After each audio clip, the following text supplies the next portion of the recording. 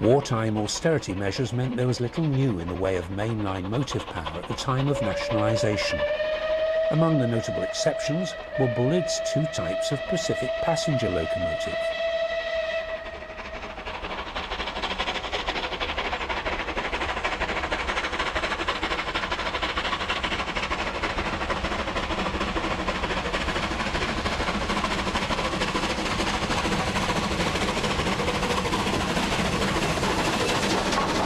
This is the rebuilt West Country version, minus its span can casing and controversial chain-driven valve gear and enclosed oil bath.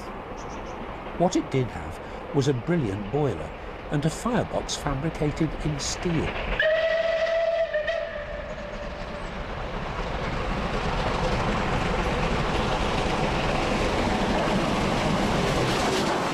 The steam, like anything with the boilers, a superb boiler. That's one of the pluses of the locomotive. It's a modern design of boiler if you can have a modern steam engine. And it's got a steel firebox, which is, steel is obviously weldable, copper is much more difficult to do. Just a great design of boiler. The nationalised railways were planning to standardise locomotive design under Riddles, who'd been Stanier's right-hand man on the LMS. There was a lot they could learn from engines like Tall Valley, but lesson number one was not to get involved in too many design experiments which had plagued these otherwise excellent southern engines. The West Country's footplate, complete with electric lighting and comfy seats, was a thoroughly modern layout, and Riddles would have been impressed by its steam-raising capacity. But his job was not an easy one. He came in as nationalisation started, didn't he, 1947, 48, and was charged with making a standard class of locomotives which would suit each region. And from that point of view, I think he's been very successful, but it must have been a little bit of a poison chalice because everybody wanted to go in their direction at that time, and he had to pull the whole lot together and make very viable and less labour-intensive locomotives which would run the railway, as it turns out, into the mid-60s.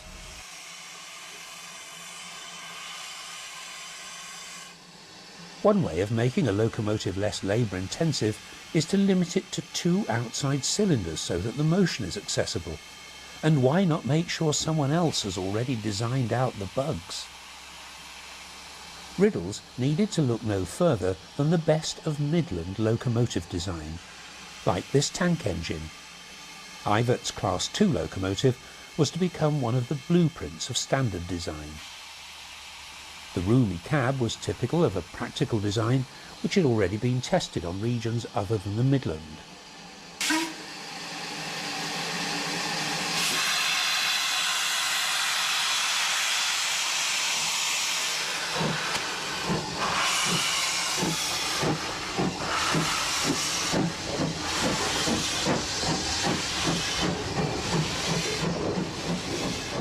Southern railwaymen still remember them fondly. When they came out, they replaced, because at Bricklayers Arms used to have a lot of carriage sidings all over the place. Blackheath, Maysdale, Grove Park, they were where they kept empty coaching stock. And some of the jobs we had at Bricklayers Arms was to get hold of one of these C-Class, H-Class tanks, get hold of these coach, and you'd run around all day with this coaching in the different places while it was cleaned and washed, pick it up in the city in the morning and take it back in the evening. All day you was on these trains and these little H-Class tanks. Along come the Ivett tank and they made the job a lot easier because there was plenty of room, nice roomy cab. The only thing was that we found that if you dropped back to 160 pounds of steam, the brakes started going on. It was something we learnt the hard way. You know, we was going up over the arches into London and we were coming to a stand with the vacuum brake going on. There was a reason for it, but we found out what it was after a while.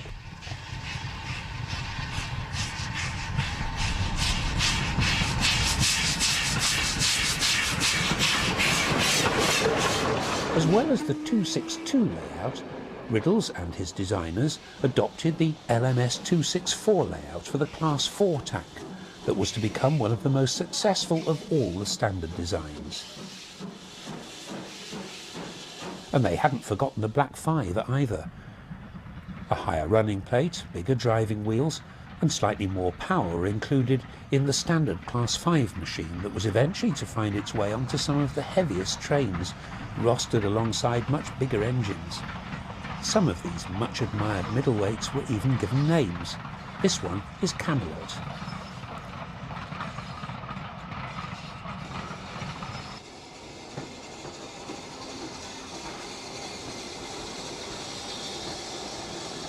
This is the Class 4 tender engine, introduced in 1951.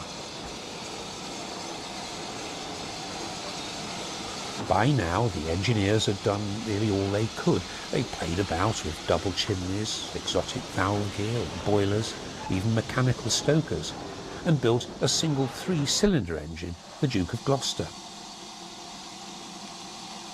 But what they couldn't do was attract young lads to a career on the railways in a world where labour was scarce and where there were easier ways to earn a living, especially in the depths of winter. The bottom line is that the steam engine will always need a 2-man crew. It has built-in labour costs that can't be reduced.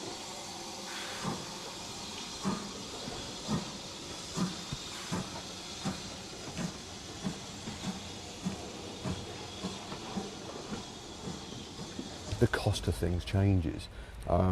This Bluebell Railway couldn't survive without voluntary effort, because that degree of manpower it's not viable to purchase that. In engineering terms and railway terms, things changed. Things became easier to operate. Less manpower was needed to look after an engine. Things like the grates were rocking, so that you didn't have to shovel it all out at the end of the day. You could just drop it through into the ash pan. You pull a lever and all the ash would just drop out the bottom of that. No end of things. Lubrication was made easier, purely to not have so many men on the ground. The cost of materials went down, the cost of labour went up.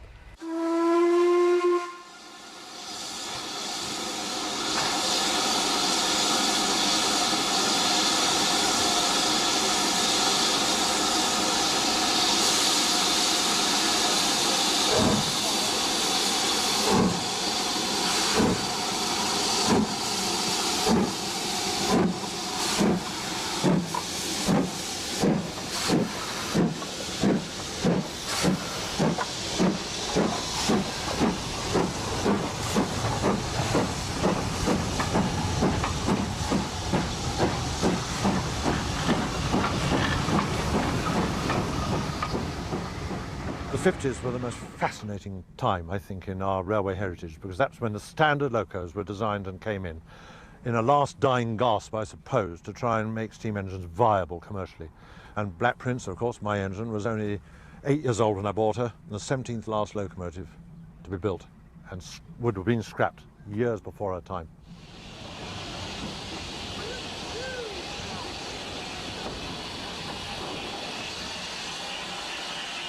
The job of fireman was one of the least understood and most responsible on the railways. Towards the end of steam, lads of 16 or 17 were thrown into a man-sized role, and not all of them stayed the course. The engine driver was unlikely to leave the job, but the turnover in firemen was colossal. A lot of documentaries are always written or filmed about the driving side of the steam locomotive. It's the thing that people see the most, the questions we're always after you, the driver. But some people want to know about the firing side, and for my mind, the fireman's job is actually the more difficult. He's got a very difficult balancing act to perform. He needs to keep sufficient boiler pressure for the locomotive to work. He needs to keep sufficient water in the boiler to stop it from exploding. He needs to keep a good, decent, efficient fire that will keep the water temperature hot and therefore provide the steam. He's got to provide the steam to the driver's requirements. If the driver starts using a lot of steam, he'll use a lot more water. And the more water that's being used means more coal has to be put on. And on top of that, if that's not enough, he's got to sweep the floor and keep a good lookout and observe and obey and relay all instructions to the driver.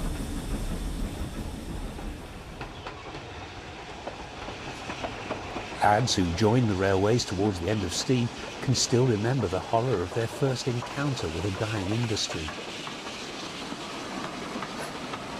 Well, I started as a cleaner in 1962, 15 years old, filthy, stinking engine shed. The only modern thing in there were the electric lights in the roof. Everything else was from the last century, really. I've never seen anything like it in my life, but I stuck with it. And you start off as an engine cleaner, and that is cleaning the outsides of them, not the insides, as some people thought. So you just basically clean steam engines until you were 16, in which time you started your firing training. When Malcolm Hall joined the railways in 1962, a lot of the shunting work was already being done by diesel. This humble box on wheels had been around since the mid-50s, and it'll still be with us well into the 21st century, arguably one of the greatest locomotive designs of all time. But it did steam no favours.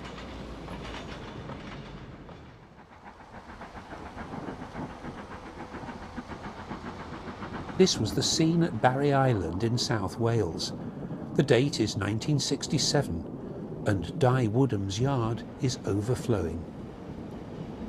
British Railways were rushing to get rid of steam, even though some of the engines were almost brand new.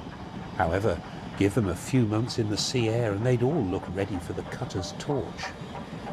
And a whole generation of railwaymen were thrown on the scrap heap too. They shared with me my love of steam. They loved steam. They weren't just workers in a factory. It was a life to them, like coal miners. You know, they were heartbroken when steam finished, and they were all thrown on the scrap heap with the engines. You know, because I knew them from Guildford Shed, just down the road from where I lived. Got to know all the lads, and there were tears, you know, when steam finished. They closed the shed because they were chucked away as well. David Shepherd was determined to save one of the mighty 9Fs. The 9Fs were the ultimate in steam locomotive design and thrown away years before their time. It was a monstrous waste of money. We were chucking them away. When they were built, we were actually throwing away 9Fs. I think they built 251 of 9F, the 9F class. And some were being thrown away for razor blades while we were still building new ones. Should Riddles's masterpiece have been discarded so quickly? I think if you look at the last design, the 9F, the heavy freight locomotive, it was so versatile, an extremely powerful locomotive. It could pull passenger trains. They were not maintenance free, but easy to maintain, relatively speaking. And I think you've got to judge the man on that. That's the way they were going. But he never really finished his job, did he? Because change of emphasis, you know, over to dieselisation and electrification, he never really finished what he was doing. But yeah, I think he was successful. To understand why these engines were mourned, all you have to do is ask a railwayman. Well, it's a lot more comfortable because you've got a nice seat and you've got this at the back of you, and you've got a tender that is more or less covers the whole thing in. So they were more creature comforts, as they say, on the standard engines than a lot of other engines, even LNER engines, where there was low tenders.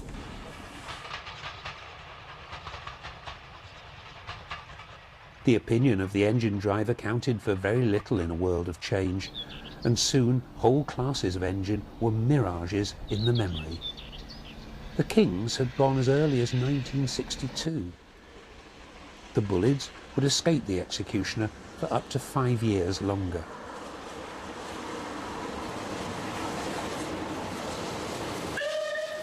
The frenetic dying days of steam in 1967 in the south of England, where I live. I took 3 weeks off. I could barely afford it because I was frantic doing elephant pictures, you know, to pay the bills for all this. Commissions of elephants and wildlife, which I was doing by now. But I thought I've got to record something onto canvas, so I took 3 weeks, either 9 Shed at Waterloo or Guildford Sheds. In fact, I'd be painting a picture of elephants all day for somebody, and I'd bung my easel and paints into the Land Rover and charge off to Guildford Shed. And just no legality about it. The shed master, I don't care what you do, mate. It's all falling apart anyway, you know. Don't bother with a footplate pass or anything. I spent half the time riding on illegal footplate passes, doing ballast trains around Aldershot. All illegal. That's another story. But I had to record something, if just colour sketches, you know, quick notes, because, okay, a colour camera can record to some degree authentic colour, but it cannot, I'm sounding pompous now, but I don't think it can compete with the brain and the eyes of an artist.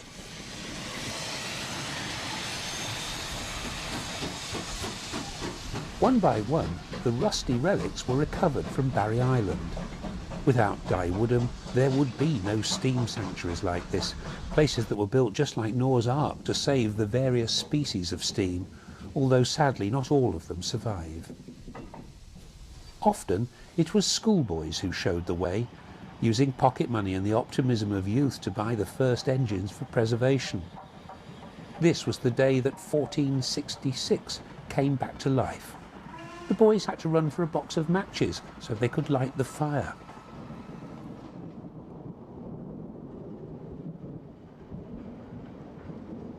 Mr. Woodham agreed to delay cutting up the last of the engines so that enthusiasts had as much leeway as possible for fundraising. Youngsters would tour the scrapyard looking for bits and pieces which could be salvaged. The cost of remanufacturing lost components was to prove astronomical in later years. But a few engines never went to the scrapyard at all. The Merchant Navy locomotive Clan Line was earmarked for preservation years in advance. These engines ceased to run in 1967. For the last 3 or 4 years of their service life, a whole group of us used to go around on the southern region, recording them, photographing them, travelling behind them. And it was fortunate that it was announced about 2 years before they actually stopped running that they were going to come to the end of their lives. And we simply decided that we didn't want to do without them. So we clubbed together and put adverts in the enthusiast press asking for donations to see if we could get enough money actually to preserve one. It was all done with the giddy innocence of use. We had no idea what we were taking on. We had no idea what we were going to do with it if we did manage to buy it. But we persevered, and we eventually managed to raise £2,200, which was the scrap value of the locomotive in those days, and bought it. To buy Clan Line, I was involved with Clan Line, which is now on the main line, bless her. And we were selling biro pens and calendars for 2 shillings each in Old English money to raise the money. Clan Line cost, I think, 1,200 quid. That was the scrap value. And we bought her, and now she's running like Black Princess. So I think we did achieve a lot, we really did. Amazing.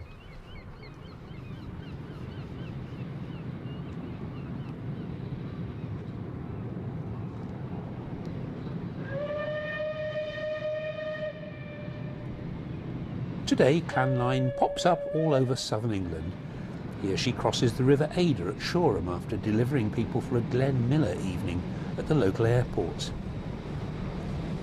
It's a curious twist of fate that steam survived longer than British Railways, whose propaganda films from the 70s included the astonishing claim that motorways were losing out. In the 1960s and on into the 70s, trains were winning passengers back from the internal airlines and from the motorways. They did it by improving the ride, by increasing comfort, by running, as they always have, city centre to city centre, and above all, by shortening journey times for intercity travellers. There were big achievements like the electrification of the West Coast Main Line. But this odd-looking diesel is living evidence that not all was well with our nationalised railway system. There's nothing wrong with a design philosophy that tries to give the driver a grandstand view of what's going on around him. The trouble was, BR was commissioning all sorts of non-standard designs and later throwing them away because they weren't standard. This class started appearing in 1964. Some of them lasted just 2 years. It was an appalling waste of national resources. This much-loved class, on the other hand, is still going strong after 40 years, even if it does look like one of Doctor Who's Daleks when first viewed head-on. It had one huge built-in design fault. The drivers were complaining they couldn't see past that great long nose when running in the forward direction. So these engines spent most of their lives coupled in pairs, with a cab at each end. And this particular individual removed spoil from the Channel Tunnel, before retiring to the Bodmin and Wenford Railway. Meanwhile, back in the 70s, Lord Haw Haw appeared to be alive and well and working for BR. The romance of steam. Yes, for some romance, for others, muck everywhere. In your eyes, your ears, in your hair. Now, between London, Southampton and Bournemouth, electricity sweeps all that away. Commuting to London from what used to be faraway places is now so easy. The message seemed to be that third rail was a new invention, and that Austin 1100 owners from Bournemouth couldn't wait to get crushed in a crowd in London every day. David Shepherd remembers it well. You know, I mean, I have to accept, look, let's face it, in spite of all my nostalgia and my love of the past, we have to accept that steam had to go in the end. For one simple reason, you would not get a young guy now to do what those young firemen had to do. You know, just imagine leaving Euston to go to Crewe on a Duchess Pacific, how many tons of coal you'd have to shift. You sweated your gut out to do that job. And a diesel is much cleaner, it's much more, I nearly said efficient. Well, it probably is more efficient, I don't know, electric. So that's one reason why steam died. It was dirty. I bemoaned the passing because I'm in Liverpool Street. We used to live in Essex eventually, and we used to come into London, into Liverpool Street, to go to the theatre with Daddy and Mummy, and I'd have my suit on, and by the time I'd left Liverpool Street, I was like a fireman myself. I mean, everything in Liverpool Street was covered in 3 inches of soot and filth. Lovely, wonderful, but the modern age wouldn't accept that. It's all clean now, it's like a greenhouse. No, that's the modern age we live in, and it has to come. The clean and green modern age has not only come, for many diesel locomotives the modern age has come and gone. Nowadays the traction that displays steam is often a museum piece itself, like this Class 25 engine working an enthusiast special on the West Somerset Railway.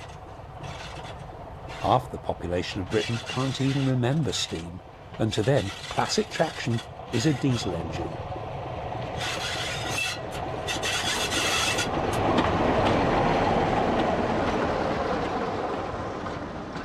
This fabulous Western class engine was, by 1961, the third generation of mainline diesel to run on Brunel's hallowed railway, but hydraulic traction was deemed non-standard by the organisation that had built it. And so this was generation number 4, the Class 50.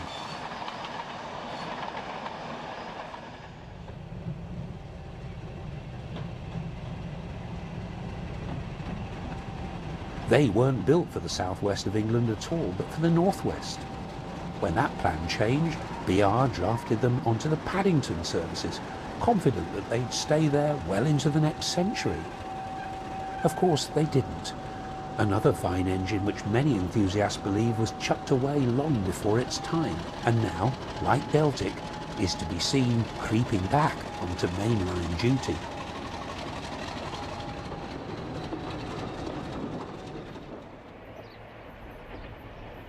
Since privatisation, these classic diesels have been recognised as still very usable for frontline service.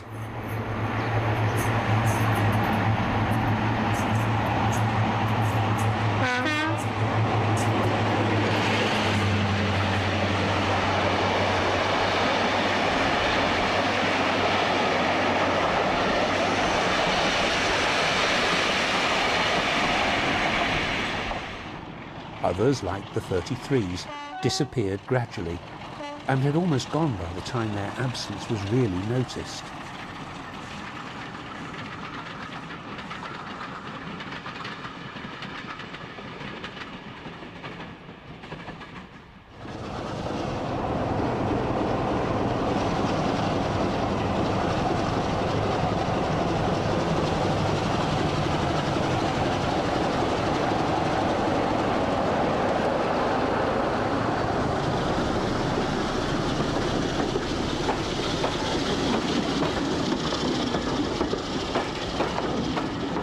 While the various classes of diesel came and went, one in particular appeared to be timeless. The 47, diesel's equivalent of the Black 5, seen here scurrying away from Eastleigh like a bat out of hell as it goes in search of its train.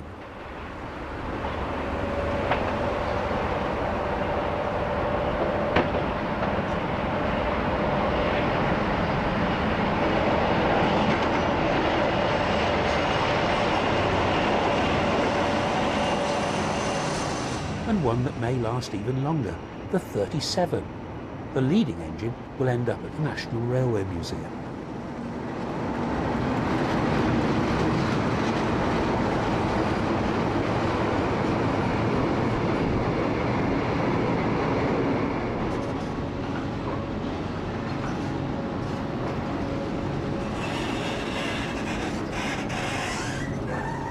All of these engines are being chased away by the North American Brigade, whose invasion bridgehead was the mighty Class 59 that so revolutionised traction in this country when it started removing the mendips in rather large chunks.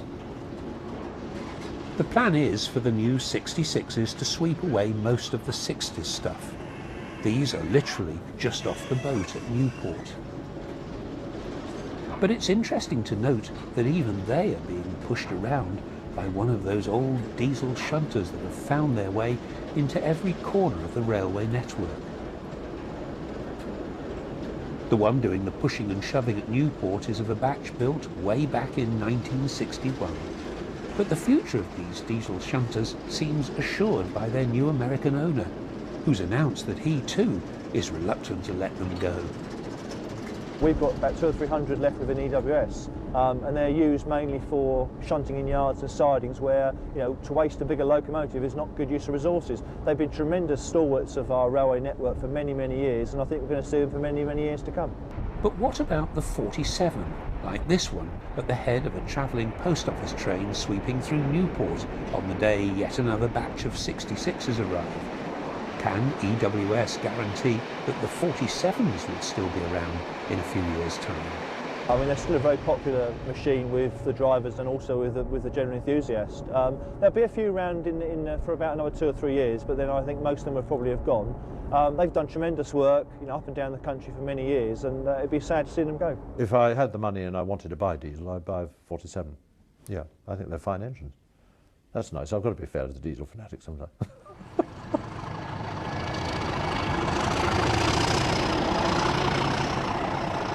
The growl of the 37 will be with us for longer. At least the more heavyweight members of the class will, having proved their reliability over many years. Oh, fantastic. I mean, certainly there's going to be one or two, I think one at the National Rail Museum, which will be donated to them when it's finished its life within EWS. Clearly they've still got a future with us as some of the heavyweight ones, the 37.7s and 37.5s will be used for many years to come, but the rest, I'm afraid, sadly will be going. There's been another real winner among the diesels. By the early 1970s, a train that could reach 125 miles per hour on the straight was running experimentally. It was called HST, for high-speed train, and it was diesel-hauled. Where would we be without the HST? It's a rainy day in Devon, but the train makes light work of the dreaded Dainton Bank.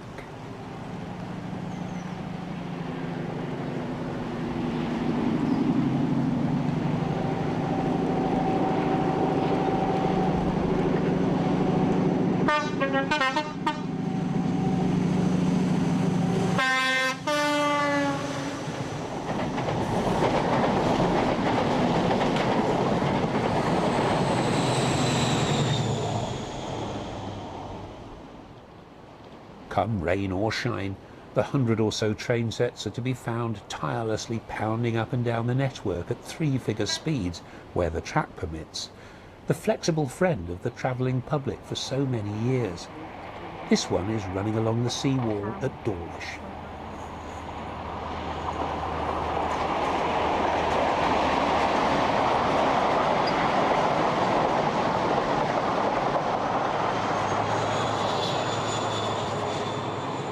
But was the diesel era one great big mistake? I mean, I've heard people say that we should never have gone into diesel at all. We should have jumped straight from steam into electric traction because it's probably cleaner and more efficient. I don't know. Again, I'm on slightly dangerous ground because I'm not really knowledgeable enough. Some of the finest diesels, like the Peaks, only survive at all today because of the efforts of preservationists who've had to put a brave face on things in recent years.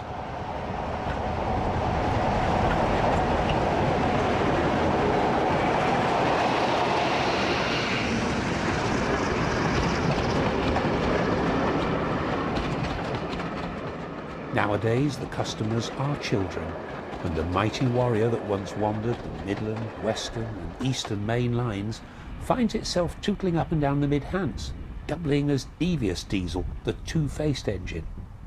It's better than extinction.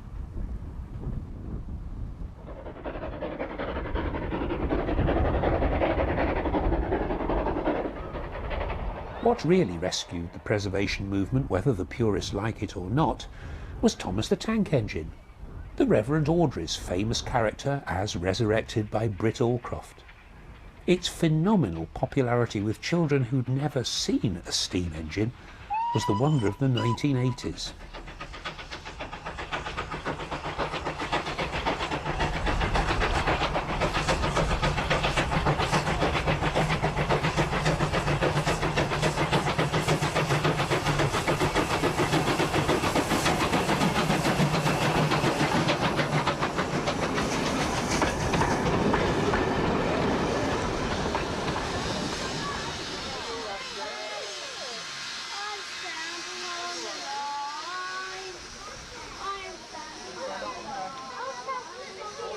They still queue up to meet James or to see Douglas the Black Engine make a quick getaway with an Easter special to Alton.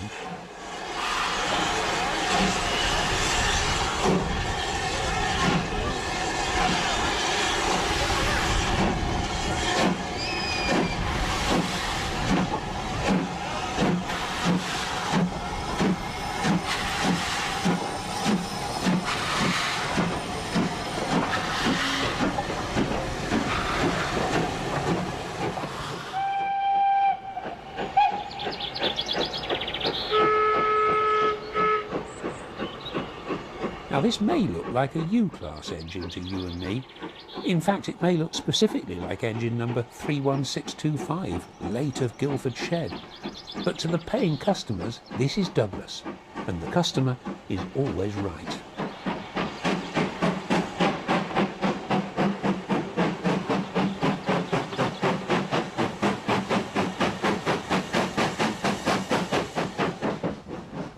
Because it's the customer's pocket money that will pay to put this S15 together again.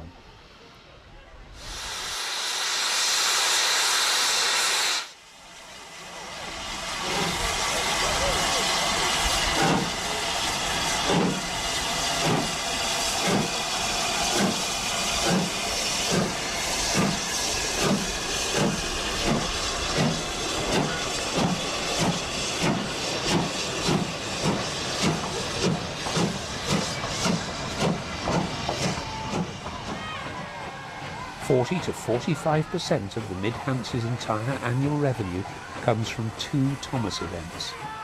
Children started the preservation movement, children keep it going.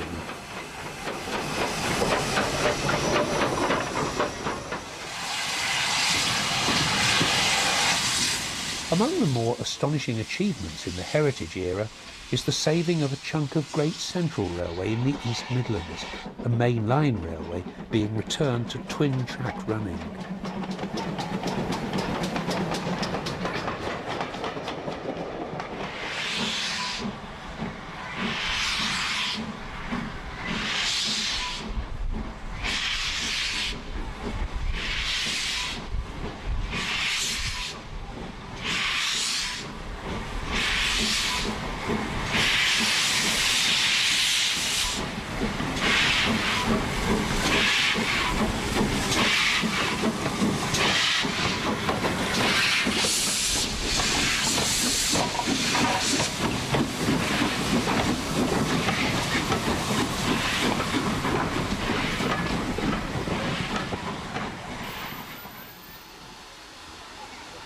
Or there's that beautiful recreation of the Isle of Wight's Victorian trains by a relatively small band of dedicated railway people. David Shepherd is proud to be the railway's president. I paid or helped to pay for Calbon, which is now on the Isle of Wight. That lovely little Victorian steam railway. The whole thing is Victorian. That's one of the craziest, stupidest things we ever did, getting rid of steam like we did in this rush to dieselise in the 60s, because if they'd saved all the railway on the Isle of Wight, or most of it, saved all Calbourne's sisters, they cut them all up except Calbourne and I think one other, they cut them all up for raised loads, threw away all these lovely Victorian coaches. If they'd left the whole lot, my God, that could be one of the biggest tourist attractions in this country now. The rest of the railway system on the Isle of Wight was turned into a modern railway, in inverted commas, by using 1930 underground stock from the Northern Line running to Barnet, you know, and then when they took that onto the Isle of Wight, they found the platforms were all the wrong height, so they had to lower the platform or raise them. Oh, God, crazy. Sorry, I'm so wound up about the stupid things we did in the 60s. People with long memories in the preservation movement can still remember the rather patronising way they were treated by BR, but take pride in the fact that time has proved them well able to run railways. The Bluebell is a highly successful, multi-million-pound operation nowadays.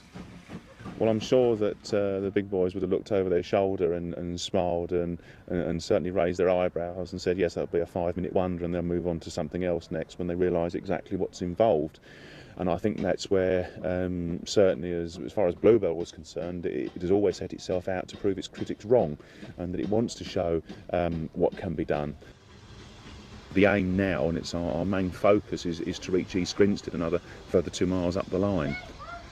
Enthusiast specials from up north could come down to here, and we're already thinking that in fact Kingscote will be the place where we'll change locomotives and a steam locomotive will take the visiting train on.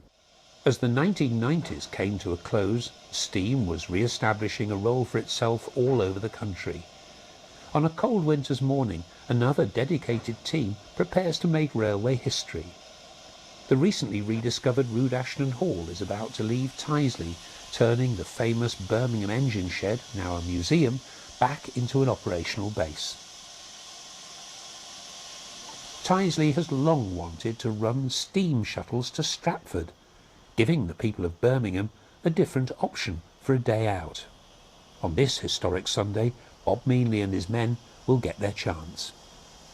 Today is probably the culmination of a very long-held dream at Tyseley. I think as long as Tyseley has been there, it's wanted to operate Stratford trains on a regular basis.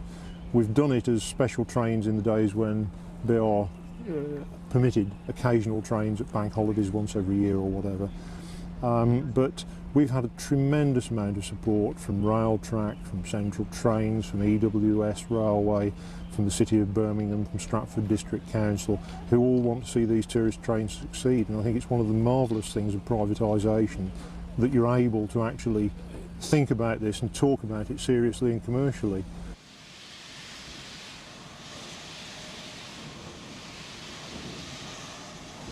The engine is now in superb condition after more than 30 years sitting around the yard in pieces. It lay around at Tyseley for an awful long time. We've used it as a barometer really. When Tyseley's been doing well, we've sort of taken the hall out and dusted it off and probably taken a few more bits off it. And when times have got hard, it's gone back into the siding, minus a few more bits.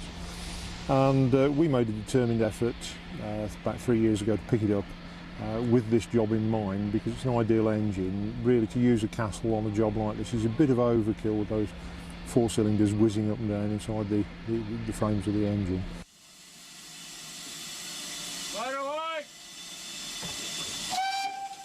The hall's condition is a tribute to the skills of Tyseley's full-time staff, but also to a group of teenagers who've laboured long and hard towards this moment. There's a tremendous amount of effort being put into this engine by a group of volunteers who are all under the age of 20. 6 individuals in particular, led really, I suppose, by my son Alistair. The most wonderful band of young people you could ever wish to meet, and you know, the quality of things like the boiler casing and a lot of the boiler work has all been done by them. It's a terribly important day for the Birmingham team. If Rood Ashton Hall performs as they expect, and if the people of the Midlands will support them, the region could have a new tourist attraction that is both a slice of living heritage and a way of easing road congestion.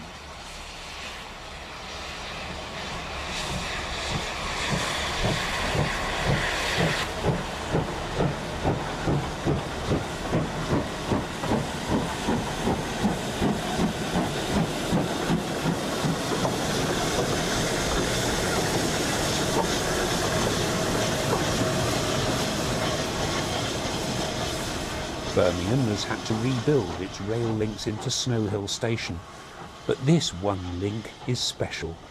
Steam is back.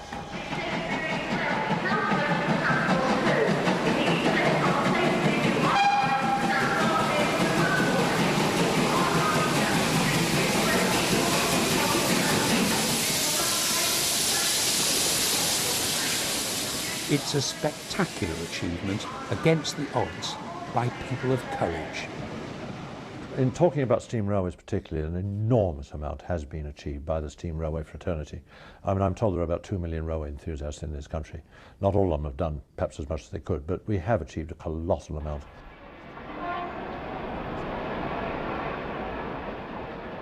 A few minutes later, the engine reappears from the other end of the tunnel, running tender first, with express headboard carried jauntily, and the city is bathed in sunlight as if to celebrate a sparkling moment in transport history.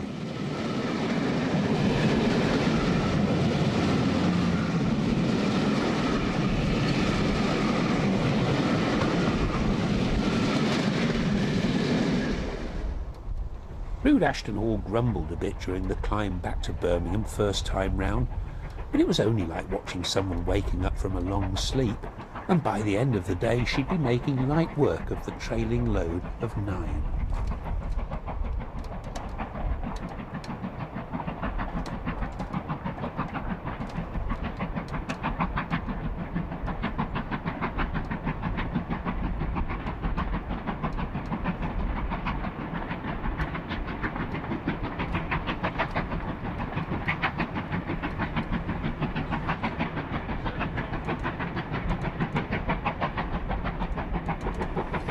It's been a long time since Tyseley operated as an entity on the main line, and you know, we've taken a lot of our staff and they've performed, in my opinion, faultlessly, professionally, and I'm as proud as hell of them.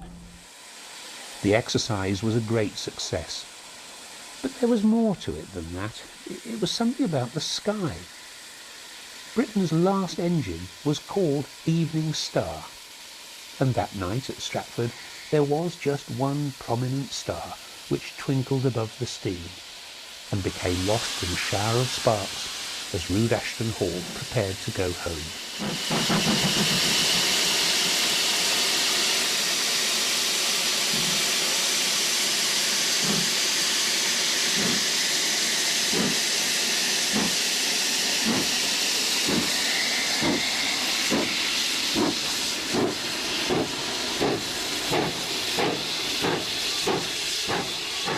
David Shepherd believes you have to be mad to restore these steam engines, and says, thank God we are. I wouldn't live in any other country. This is the finest nation in the world, and one of the things that makes the British so terrific is that we're full of eccentrics. This country is eccentric, full of mad people who think, my God, bugger bureaucracy, damn the money, we're going to do it. A few months later, a forlorn trio of diesels were standing dead beside the turntable at another former Great Western shed, witnessing another miracle. Note the shed plate, 81A. King Edward I was kicked out of this very shed nearly 40 years ago. The king was dead. Long live the king. But what about tomorrow's engines? Old Oak Common is a shadow of its former self. Will the new generation of locomotives mean a change of fortune for our railways? Surprisingly, perhaps, the answer is almost certainly yes. Freight traffic on the railways is projected to triple in the next 10 years, and that's why new engines are arriving in Britain. Well, basically, we've got 250 new locomotives which are coming across from Canada, and what you see here are about another 10 of those. We've come across the several thousand miles from the Canada and US side to be over here. It's a fantastic operation when you consider they're built, you know, several thousand miles away, brought over here, and within 36 hours of arriving in this country, they're straight to traffic working on trains. They're the state-of-the-art new technology that we've got here, and what they will do is they will enable us to provide more modern and environmentally friendly equipment which will replace some of the outdated locomotives we've had for many years. So this is the shape of things to come. But it's a shape the steam enthusiasts are not particularly interested in. At least one steam loco was hauling 2,000 tons years ago, and that was Black Prince. First train she hauled, loose coupled, up the hill, slightly up the hill, from a dead stop, was 1,600 tons on her own. She did that as though she was not knowing she had anything behind her. Then they put it up to 2,000, and then the last run was 2,364 tons. She did it on her own, and that said something to the diesel fanatics. However, there is one thing the new engines can do which we should all be pleased about. They can take heavy traffic off the roads. And locomotive number 66064 is about to prove it in style. Her driver is the popular Eastleigh steam expert John Smith. Everything that I do on this locomotive today will be recorded in here. And we call it, its name is Qtron. It's an onboard computer, and it'll actually put a print out if my inspector wants to see how I've been behaving for the day. He can tell me what he's going to do, and he can come along and he can download that, and he can get the whole journey. So every action I take on this locomotive, putting the windscreen wipers on, operating the sands, sounding the horn, the brakes, what power levels, settings I've got, is all on here. And this is your power handle, and it's got 8 settings on here, well 9 if you can include idle. So it goes from 9, we're not in forward gear, we've got the brakes on, so right, 1, 2, 3, 4, 5, 6, 7, 8. You can hear the engine revving up, it's actually putting power on, so it comes back and we let it die back down, and then we'll shut it off. The load this morning is empty fuel wagons for the refinery at Fawley, 1,600 tons of them. The Class 37 engine on the left will follow with a second train. One man, working on his own, is about to take 160 lorry loads through the centre of Southampton in the rush hour without inconveniencing anyone on their way to work.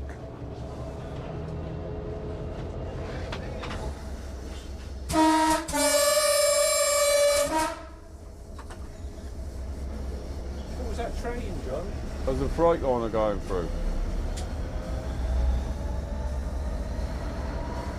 That's probably the Ripple Lane going up. It's going up to Dagenham in East London.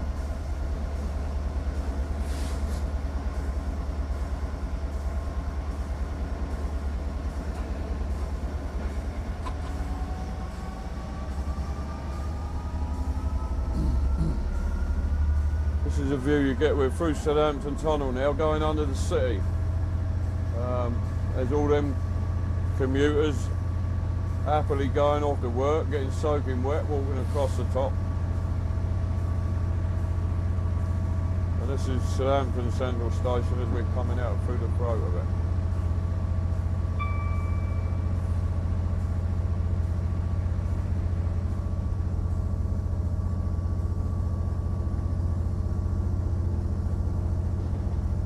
There's Toys R Us on the left. That's where I try and avoid taking my grandson because he costs me a lot of money.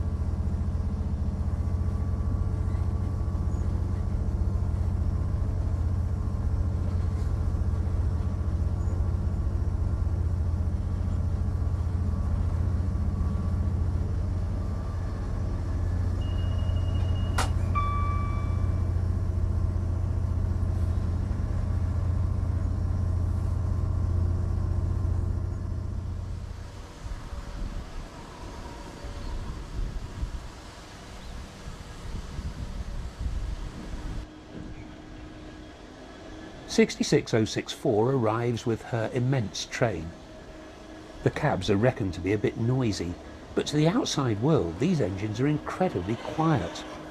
The train seems to be about 1/4 of a mile long. The second train arrives, with the 37's characteristic growl.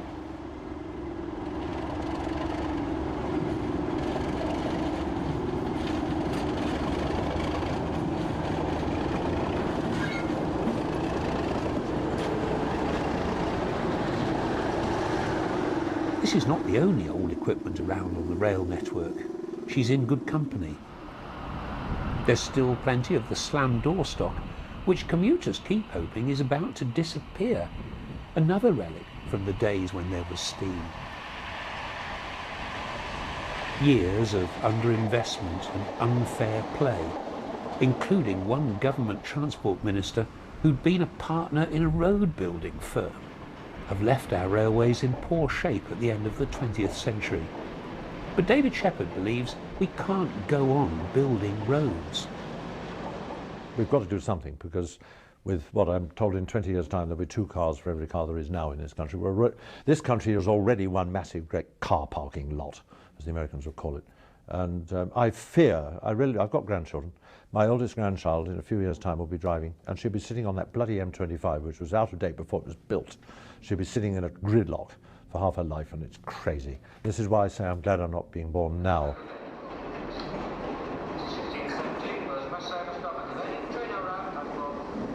Many of the modern cross-country trains are simple little affairs, just coaches on rails really, 2 or sometimes even just 1 carriage. And these little trains can seem such a forlorn sight as they come to rest at the commodious platforms of a bygone age. There have, of course, been rail cars in the past, but these are working between major cities because demand for seats, although rising, is still very limited. Gone is the romance and any attempt at stylish design. And it's difficult to imagine great artists trying to capture the magic of these trains on canvas. But perhaps these trains will help railway economics to make more sense. In any event, David Shepherd believes we've got to give the railways a chance, and to give privatisation a chance. Whether people can be weaned out of the motor car, whether the railways can price themselves back into favour, and whether there should be separate ownership of the trains and the trackbed are questions that only time will decide. After a century of trains in decline, there is some good news about passenger numbers, but it's really up to the travelling public what happens next. One really sad thing that can't be denied is that the nation that invented the train is now importing not only its frontline freight engines, but also its foremost passenger express, for Eurostar is a French design. And as if to make matters worse, its prestige terminal has been built at the wrong station, for Waterloo will not be its long-term home. And somehow, even this masterpiece of technology has failed to catch the artist's eye. It's not beautiful to me, no, because I'd like to see. It's too smooth. It has to be to go that speed. It's got rid of all the sort of kitchen sink bits and pieces all over it, like a steam engine had. I mean, this is purely the artist in me saying this. I had no desire whatever to paint a Eurostar train because I can't get enthusiastic about it. No, I can't. I get excited about modern aeroplanes up to a point, but Concorde, I suppose if I was asked to paint Concorde, I would do it, but I wouldn't have the same enthusiasm that I would if I was asked to paint a Lancaster or a Hurricane or a Spitfire, because that was my generation. And character, character, character. I'm very condemning of the modern age, but I'm afraid I belong to an age long since past, and I'm very glad I was born when I was, because I think this age is getting more and more functional, where the only thing matters is the thing works and you throw it away and build another one.